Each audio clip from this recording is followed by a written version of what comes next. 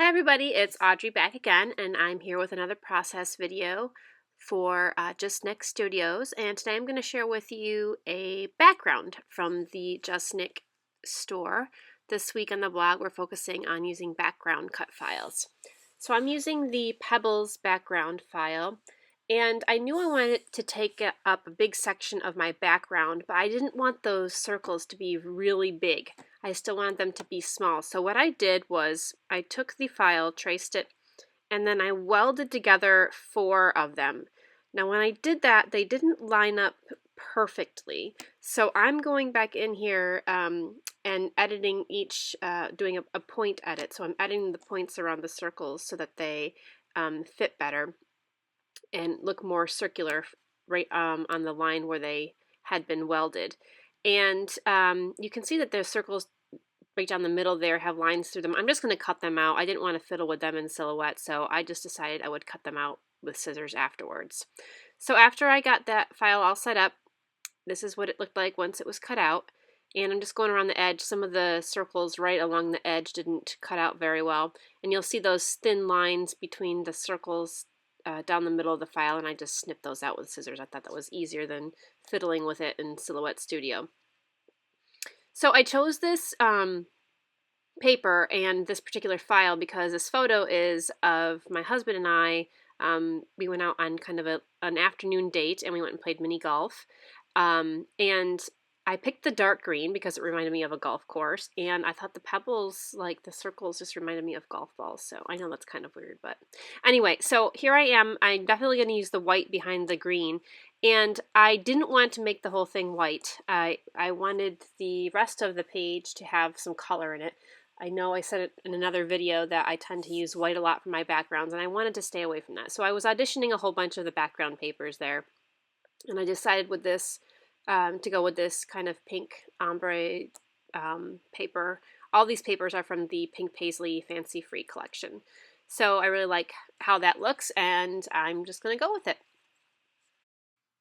Okay, so now I'm digging out the 6x6 paper pad from the same collection and just going through to find some papers that I like to map my photo on. I didn't want to pick anything too busy because I already thought the background was getting a little busy, so I'm picking a lot of tone-on-tone papers here for the background.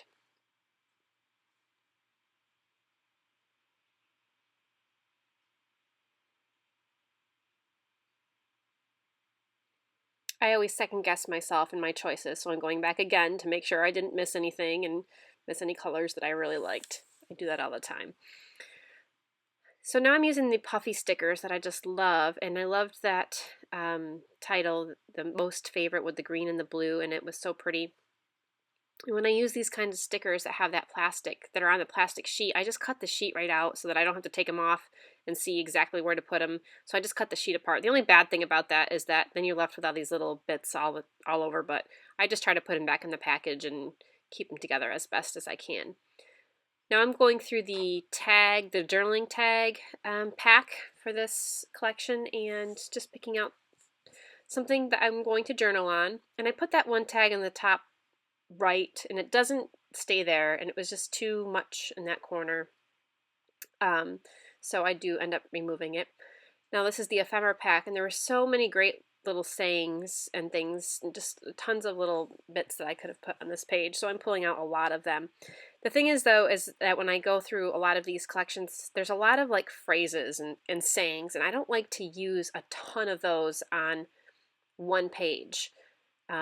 So I try to limit how many phrases and sayings I put on a page, unless that's a particular look that I'm going for. So I don't even end up using any of the ones that I picked out. I think I end up using one, and it's the word that says play. I mean, a lot of these were fitting for my picture, but yeah, I only end up using a couple. So I'm just going through. You can see I really start kind of adding things to that top right corner and eventually take it all off. I'm trying to decide, some of these embellishments are, or these die cuts are acetate and they're see-through, so they're kind of difficult to put on a busy background because you can't see them completely. I was unsure of how that dark green against the pink, it was a little kind of a stark contrast, so I cut out a white strip, but I ended up taking it out because I liked the way it looked better without the white strip. And while I was cutting that white cardstock strip, I just had like an idea. It just popped into my head, oh, I'm going to put that little cloud puffy sticker on white and cut it out so I can bring some white up into that top right corner, because I definitely had to bring something white up into that top corner to balance the white from the circles from the cut file. So I'm really happy with how that cloud came out, putting the sticker in the white cardstock. This was an acetate die cut, said wonderful day, and like I said, I wanted it to stand out more, so I just put it on a little piece of white cardstock.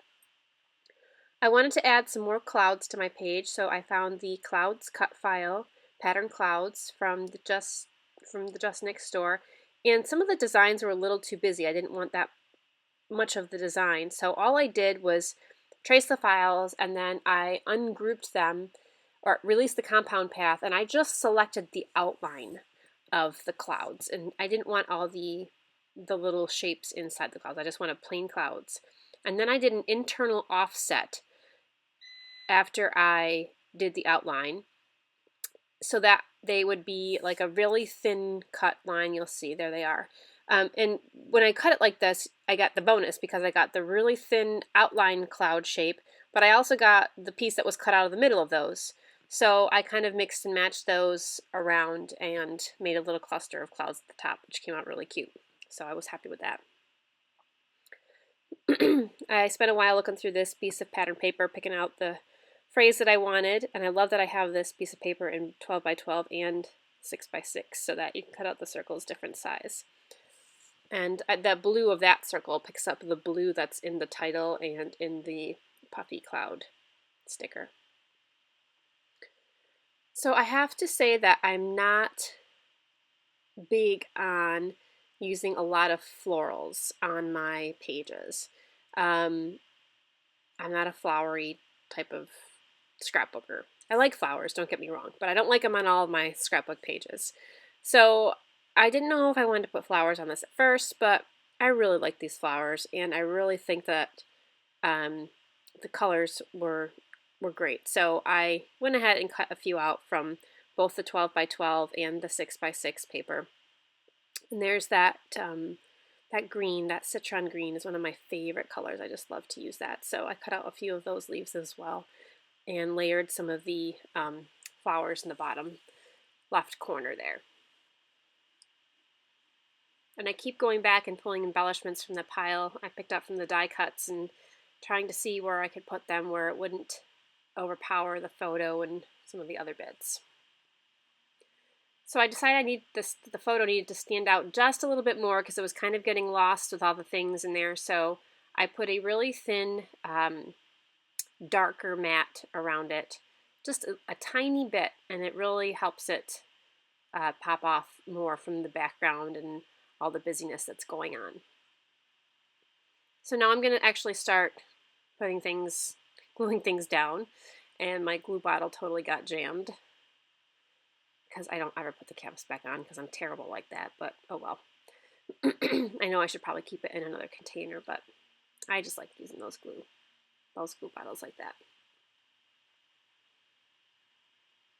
The other reason I really love this glue is that it dries so quickly that if you glue something down and then stitch over it, you don't have to worry about getting your needle all gummed up like you do with a tape runner.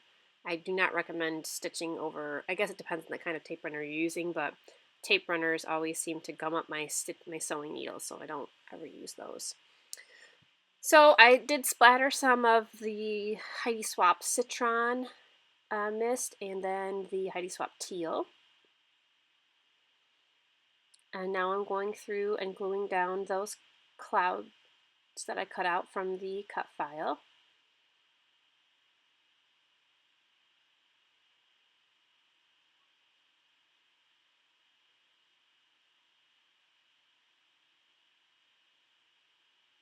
And then I went and I stitched over just the bottom edge of the clouds. What I'm doing here, if you're not familiar with sewing, one way to make your threads not stick out from the front is you go to the back of your page and you pull your bobbin thread and your bottom thread, and that helps pull the top thread through to the back of the paper. And that way you don't get all the little stringies hanging on the front if you want a nice clean looking stitch. You can, you can totally just cut it from the front and leave the little ends hanging off, but if you want a cleaner look, it's nice to be able to pull that thread through the back with the bobbin thread. So that little acetate piece I've just backed with some white cardstock, and I punched a hole in it, and I'm threading some twine in it and trying to tie a tiny bow. I always cut my twine too short because I think to myself, oh, I need to conserve as much as I can. But I always cut it too short and try to make a bow, and I spend 10 minutes trying to make a teeny tiny bow when I could have just cut an extra 5 inches and been done with it. But the twine color is also kind of like a citron green.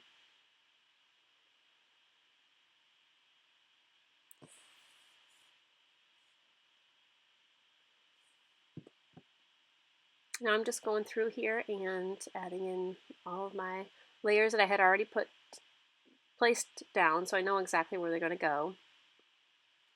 So my husband took me mini golfing. It was my birthday, and after this photo we went home, and little did I know, he planned a huge surprise party for me, and we had tons of friends and family at the house.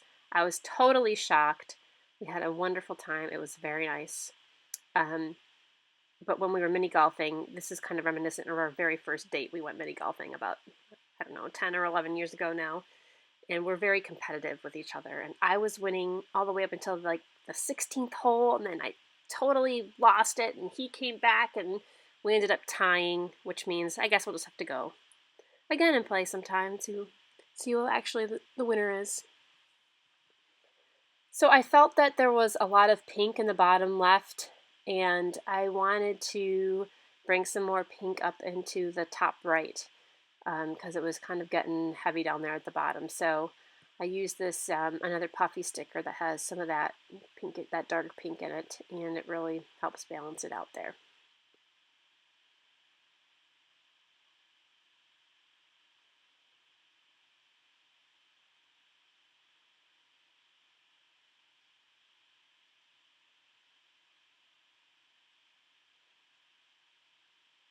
So this is about it, I think, and I always add the date as usual with a little label tag. These are a printable I found online, and I just printed them out and cut them with my Silhouette doing the print and cut feature, and I just keep a pile of them. They're all different colors. I just keep a pile of them, which are awesome to have right there, and just put I always stamp the date.